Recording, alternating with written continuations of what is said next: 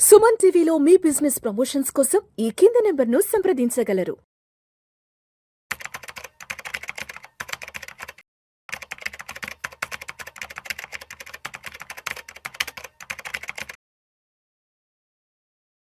నమస్తే, welcome to Suman TV. నేను విష్ణు. ప్రస్తుతంతో పాటు AMFI registered mutual fund distributor Bonigela Salman గారు ఉన్నారు. సార్తో మాట్లాడదాం. సాల్మన్ గారు నమస్తే సార్. నమస్తే అండి విష్ణు గారు. Yes, welcome to Suman TV and welcome to Vishnu talks. Yes, ఒకసారి వాళ్ళ మార్కెట్ క్లోజింగ్ ఎక్కడో చూద్దాం. ఇవాళ 27th జూలై మండే. సెన్సెక్స్ విషయానికి వస్తే 776 పాయింట్ల లాభంతో 76,835 వద్ద క్లోజ్ అయింది. నిఫ్టీ విషయానికి వస్తే 228 పాయింట్ల లాభంతో 23,995 వద్ద క్లోజ్ అయింది. బ్యాంక్ నిఫ్టీ విషయానికి వస్తే 393 పాయింట్ల లాభంతో 57,087 వద్ద క్లోజ్ అయింది. ఎస్, ఇవాళ ఆల్మోస్ట్ సెన్సెక్స్ 800 పాయింట్ల వరకు మంచి బుల్ ర్యాలీ కొనసాగడం కూడా జరిగింది. ఏంటి, మార్కెట్లకి మంచి రోజులు రాబోతున్నాయంటారా? ఎస్, ఇవాళ మార్కెట్లకు మండే మంచి బోని ఇచ్చింది అనుకోవచ్చు అంటారా? విష్ణు గారు, నేను ఎప్పుడు కూడా మన భారతదేశ గ్రోత్ స్టోరీ నమ్మే వ్యక్తిని. నెక్స్ట్ 20-25 ఇయర్స్ మన దేశం ప్రపంచ అమెరికా చైనాతో పోటీ పడే ఎకానమీ అవ్వబోతుంది. సో మన మార్కెట్స్ మంచిగా ముందుకెళ్తాయి.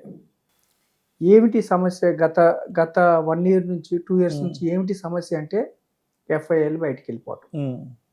విపరీతమైన ఎఫ్ఐఎల్ ఈ January 1st నుంచి ఇప్పటివరకు చూస్తే 2,50,000 కోట్లు అమ్మారు.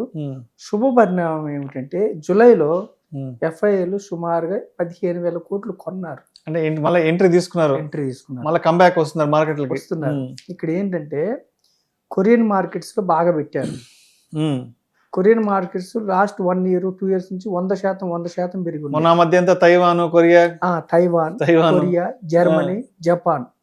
అంటే ఎఫ్ఐఎల్ అంటే foreign mutual funds, hedge funds, pension funds, insurance companies, వీళ్ళని ఎఫ్ఐఎల్ అంటారు. వీళ్ళకి ఏం లేదు, సెంటిమెంట్ ఉండదు, ఏముండదు. ఏ మార్కెట్స్ తక్కువ చీప్గా ఉన్నాయి, ఎక్కడ అవకాశం ఉందో అక్కడికి వెళ్ళిపోతారు. అక్కడ ప్రాఫిట్స్ బాగా వచ్చిన తర్వాత, హై వాల్యుయేషన్ వచ్చిన తర్వాత మళ్ళీ అక్కడ వదిలించుకొని వస్తుంటారు. 5 రూపాయలు కొంటారు, 10 రూపాయలు అమ్ముకొని వచ్చేస్తారు. 1 month back Korean markets 100% return ఇచ్చి ఉన్నాయి. ఇప్పుడు 60కి వచ్చినాయి. అంటే 40% పడిపోయినాయి. అంటే కొరియన్ మార్కెట్స్ నుంచి ఎగ్జిట్ అవుతున్నారు, మళ్ళీ వస్తున్నారు. మన వైపు మనసు మలుతుంది. మన యొక్క నిఫ్టీ పిఈ కావచ్చు, నిఫ్టీ నెక్స్ట్ పిఈ కావచ్చు, అన్ని రీజనబుల్ వాల్యుయేషన్స్ వచ్చినాయి. మన Q1 ఎర్నింగ్స్ బాగున్నాయి. మనకి ఏమిటి సమస్య వచ్చింది 3 నెలల నుంచి 4 నెలల నుంచి అంటే geo political tensions, external factors. దీనివల్ల ఏమిటి, మనము 3rd largest importer of the crude ప్రపంచంలోని. సో క్రూడ్ $70 per barrel ఉన్న క్రూడ్ నిన్నటి వరకు 100కి వెళ్ళింది, $100 per barrel. ఈరోజు మార్కెట్స్ పెరగడానికి ప్రధాన కారణం ఏమిటంటే ట్రంప్ గారు ఒక 13 రోజులు యుద్ధం ఆపుదాం అన్నట్టుగా ఆయన ప్రతిపాదన చేశారు. ఇరాన్ కూడా యుఎస్ గిన ఎస్కలేట్ చేయకపోతే, కవ్వించకపోతే మేము కూడా ఆపేస్తాం 13 రోజులు అంటే. అంటిల్ యుఎస్ యుద్ధం ప్రొలాంగ్ చేయకపోతే మేము కూడా చేయమని ఇరాన్ కూడా స్టేట్మెంట్ ఇచ్చింది. వెంటనే క్రూడ్ డిమాండ్ అండ్ సప్లై ఎక్కువ ఉంది. క్రూడ్ మళ్ళీ $100 ఉన్న క్రూడ్ ఈరోజు 89-90కి వచ్చింది. ఎప్పుడైతే క్రూడ్ తగ్గుతుందో మన మార్కెట్స్ పెరుగుతాయి. సో గత 5-6 రోజులుగా కారణాలు ఏమిటంటే, ఈరోజు మార్కెట్ గత 5-6 రోజులుగా మార్కెట్స్ పడి కరెక్షన్ అయ్యి డీసెంట్ వాల్యుయేషన్స్లో స్టాక్స్ దొరుకుతున్నాయి. ఇది ఒక కారణం. తర్వాత వాలటిలిటీ ఇండెక్స్ కూడా తగ్గింది, మన యొక్క VIX. ఇది కాకుండా ఏమిటంటే, ఇప్పుడు లాస్ట్ 1 yearలో ఐటీ సెక్టర్ 25% డౌన్ అయింది. అంటే ఐటీ స్టాక్స్ అట్రాక్టివ్గా దొరుకుతున్నాయి. ఇప్పుడు AI technology stocks, Infosys, TCS లాంటివి కూడా AI రిలేటెడ్గా కొంచెం ఎక్స్పోజర్ తీసుకోబోతున్నాయి. సో ఈరోజు ఐటీ ఇండెక్స్ 2.5% బూస్ట్ అయింది. So IT stocks, Infosys, TCS కూడా పెరిగినాయి. దీనివల్ల కూడా ఈరోజు మార్కెట్ పెరిగింది. రూపీ బలపడింది. జనరల్గా రూపీ బలపడితే స్టాక్ మార్కెట్స్ పెరుగుతాయి. ఎఫ్ఐఎల్ వెళ్ళిపోవడానికి కారణం ఏమిటి? ఒకటి, మన మార్కెట్స్ ఓవర్ వాల్యుయేషన్స్ వచ్చినాయి, ప్రాఫిట్ బుక్ చేసుకోవడం ఒకటి. 2, రూపీ డిప్రిషియేట్ అవటం వల్ల ఎఫ్ఐఎల్ వెళ్ళిపోయారు. సో బయట మార్కెట్స్లో లాభాలు తీసుకుంటున్నారు. మళ్ళీ మన వైపు ఎందుకు చూడబోతున్నారంటే ఒక రూపీ డ్రాస్టికల్గా డౌన్ అయింది, అంటే 96 వరకు వెళ్ళింది.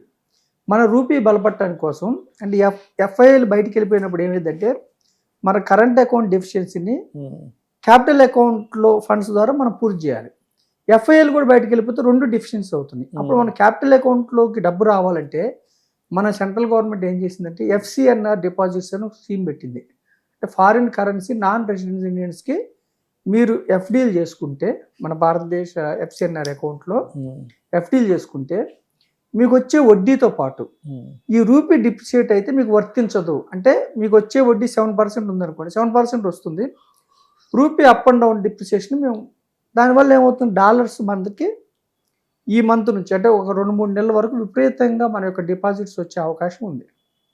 రెండోది ఏం చేశారు, మన యొక్క రూపీని బలపరచడం కోసం డెట్ మార్కెట్లో అండ్ గవర్నమెంట్ సెక్యూరిటీస్లో ఎవరైతే FIL ఇన్వెస్ట్ చేస్తారో వాళ్ళకి long term capital gain, short term capital gain తీసేశారు. అంటే ఈక్విటీలో కాదు. సో మన రూపీ బలపడే అవకాశాలు ఉన్నాయి. ఎప్పుడైతే రూపీ బలపడుతుందో ఫ్యూచర్లో మన యొక్క మార్కెట్స్ ముందుకెళ్ళే అవకాశం ఉంది. కేవలం మన మార్కెట్ని అడ్డుకుంటున్నది కేవలం ఎక్స్టర్నల్ సెక్టార్, అంటే క్రూడ్ ఆయిల్ వల్లనే, అంటే యుద్ధం వల్లనే మన మార్కెట్ అవుతుంది. మన యొక్క మార్కెట్స్కి ఫ్యూచర్లో మంచి రోజులు ఉన్నాయని నేను గట్టిగా నమ్ముతున్నాను. ఎందుకు నమ్ముతున్నానంటే ఇంత అనిశ్చిత కండిషన్లో కూడా 6.5%తో జీడిపి గ్రో అవుతుంది. ఇలాంటి స్థితిలో కూడా ఇన్ఫ్లేషన్ అదుపులో ఉంది. ఇలాంటి స్థితిలో కూడా GST కలెక్షన్స్ బాగున్నాయి, జాబ్ డేటా బాగుంది, కన్జంప్షన్ బాగుంది. ఒకటే ఫ్యాక్టర్ ఏమిటంటే మనం ఇబ్బంది పడాల్సిన ఫ్యాక్టర్ ఎల్నినో, అంటే వర్షపాతం కొంచెం తగ్గుముఖం. అంటే రూరల్ ఎప్పుడైతే పంటలు సరిగా పండవో కొంచెం ఇన్ఫ్లేషన్ బూస్ట్ అయ్యే అవకాశం ఉంది, రూరల్గా కన్జంప్షన్ తగ్గే అవకాశం ఉంది. అదొకటి ఇబ్బంది ఉంది. కానీ వేరే Q1 ఎర్నింగ్స్ బాగానే ఉన్నాయి. సో మనం ఏం చెప్తున్నామంటే ఇప్పుడు బాండ్ ఈల్డ్స్ సాఫ్ట్వేర్ అవటం వల్ల కూడా మార్కెట్స్ పెరిగినాయి. సో మనం ఏం చెప్తున్నామంటే లాస్ట్ 2 years మన మార్కెట్స్ డిస్కౌంట్లో ఉన్నాయి. కాబట్టి శుభ పరిణామం ఏమిటంటే ఈ 7 monthsలో ఫిబ్రవరిలో మాత్రమే FIL ఇన్వెస్ట్ చేశారు నెట్ ఫ్లో. మళ్ళీ ఈ మంత్ జూలైలో నెట్ ఫ్లో ఒక 15,000 కోట్లు సుమారుగా ఇన్వెస్ట్ చేస్తున్నారు. FIL మళ్ళీ తిరిగి వస్తే మన మార్కెట్స్ మళ్ళీ డ్రాస్టికల్గా ముందుకెళ్తాయి. DIIలు అంటే డొమెస్టిక్ ఇన్స్టిట్యూషనల్ మ్యూచువల్ ఫండ్స్ కావచ్చు, మన రిటైల్ ఇన్వెస్టర్స్ నెలకు 32,000 కోట్లు ఎవ్రీ మంత్ కుమ్మరిస్తున్నారు. ఒకప్పుడు FIL ఇలా వెళ్ళిపోతే మార్కెట్స్ కుప్పకూలిపోయి ఈ రోజు మన మార్కెట్స్ రెసిలెంట్ నిలబడుతున్నాయంటే because of DII support strong ఉన్నాం మనం. అంటే మనం ఇంతకు ముందులాగా స్పెక్యులేషన్ ఒకరోజు మార్కెట్ పడగానే కుంగిపోవటం కాకుండా లాస్ట్ 5 days పడితే ఇది ఆపర్చునిటీ కింద తీసుకుంటున్నాం. సో మన డొమెస్టిక్ ఇన్వెస్టర్స్, రిటైల్ ఇన్వెస్టర్స్ ఇబ్బంది లేదు. మనకి నెక్స్ట్ 1 year కానీ నెక్స్ట్ భవిష్యత్తు బాగుండే అవకాశం ఉంది. Q1 ఎర్నింగ్స్ కూడా బాగున్నాయి. మన దేశానికి అంతా అనుకూలంగా ఉంది. జీడిపి కావచ్చు, ఇన్ఫ్లేషన్ కావచ్చు, GST కలెక్షన్స్ కావచ్చు, కన్సంప్షన్ కావచ్చు, ప్రతిదీ అనుకూలంగా ఉంది. షార్ట్ పీరియడ్లో ఈ జియోపొలిటికల్ టెన్షన్స్ ఉన్నాయి. నాకు తెలిసి ఇది కూడా యుద్ధం కూడా అమెరికా కూడా ఖర్చు భరించలేక ఎట్లా యుద్ధాన్ని ఆపాలని ట్రై చేస్తున్నారు. ఇరాన్ కూడా ఒక డాలర్కి అగైనెస్ట్గా మిలియన్స్ ఆఫ్ రియాల్ చెల్లించాల్సి వస్తుంది. ఇన్ఫ్లేషన్ అంత బూస్ట్ అయింది. సో వాళ్ళు అగ్రిమెంట్కి వస్తారు. నేను నమ్మేది ఏమిటంటే విష్ణు గారు, భవిష్యత్తులో మన మార్కెట్స్ చక్కగా ముందుకెళ్తాయి. కాకపోతే ఎప్పుడు ఇలాగే వెళ్ళవు, అప్ అండ్ డౌన్స్ ఉంటాయి. అందుకని మనం ఏం చెప్తుంటే ఇన్వెస్ట్మెంట్ని ఎంకరేజ్ చేస్తున్నాం. ట్రేడింగ్ని F&Oని ఎంకరేజ్ చేయకుండా ఇన్వెస్ట్మెంట్ ఎంకరేజ్ చేస్తున్నాం. అది కూడా సిస్టమేటిక్ వేలో ఎంకరేజ్ చేస్తున్నాం. మనం ఇన్వెస్టర్గా ఉండండి. అది కూడా మీరు ఒక స్టాక్, 2 స్టాకులు, 3 స్టాకులు కాకుండా పెన్నీ స్టాక్స్ కాకుండా డీసెంట్ పోర్ట్ఫోలియో, డిఫరెంట్ రంగాల్లో పోర్ట్ఫోలియో, లేదంటే ఒక ఇండెక్స్ ఫండ్, లేదంటే ఒక డైవర్సిఫైడ్ మ్యూచువల్ ఫండ్స్, లేదంటే PMS ఇలా ఇన్వెస్ట్ చేసుకుని లాంగ్ పీరియడ్లో అంటే నెక్స్ట్ 2 to 3 years, నెక్స్ట్ 5 yearsలో మన Indian market is very good market, emerging market. మళ్ళీ FIL మన వైపు చూస్తున్నారని నేను గట్టిగా నమ్ముతున్నాను. రైట్. అంటే ఇవాళ మార్కెట్ క్లోజింగ్ టైంకి ప్రధానంగా బాగా లాభపడ్డ సెక్టర్స్ కానీ స్టాక్స్ కానీ ఉన్నాయి, లేదంటే కొంత ఇబ్బంది పడ్డ సెక్టర్ స్టాక్స్ ఉన్నాయి? మనం చూస్తే విష్ణు గారు IT రంగము, ఫినాన్స్ రంగము బాగా లాభపడింది, బాగా రాణించే IT sector, especially IT index. ఓకేనండి. తర్వాత టాప్ గెయినర్స్ ఏమిటంటే విష్ణు గారు eternal, IndiGo, Infosys, TCS, Bajaj finance. అలాగే లూజర్స్ ఏమిటంటే ONGC, SBI life, UltraTech, coal India, Nestle losers. అంటే ఇప్పుడు ఏమిటంటే బాగా ఇప్పుడున్న పరిస్థితుల్లో బాగా మనకి బూస్ట్ ఇచ్చింది ఏంటంటే ఈరోజు ర్యాలీకి ఐటీ స్టాక్స్, ఫినాన్స్ మొదలైనవి. Right sir. సరే, మొత్తానికి ఇవాళ మండే అయితే మార్కెట్లు బాగా బోనీ కొట్టాయి కాబట్టి రేపు మంగళవారంకి ఇలాంటి బోనీ ఉండే అవకాశం ఉందా, లేదంటే మళ్ళీ ఏదైనా చతకలు పడే అవకాశం ఏదన్నా ఉందా? ఒకటి ఏమిటంటే విష్ణు గారు, ఫస్ట్ థింగ్ మార్కెట్స్ మూవ్ అయ్యేది జియో పొలిటికల్ ఇష్యూస్. మనకి ఈరోజు మార్కెట్స్ మూవ్ అవడానికి కూడా కారణం ఏమిటంటే జపాన్ నిక్కై మార్కెట్స్, తర్వాత చైనా మార్కెట్స్, షాంఘై, తర్వాత ఇంకొకటి హాంకాంగ్ మార్కెట్స్. అంటే ఇవన్నీ పాజిటివ్ ఉన్నాయి. అంటే ప్రపంచ మార్కెట్స్ని బట్టి మన మార్కెట్ రేపు ఉండొచ్చు.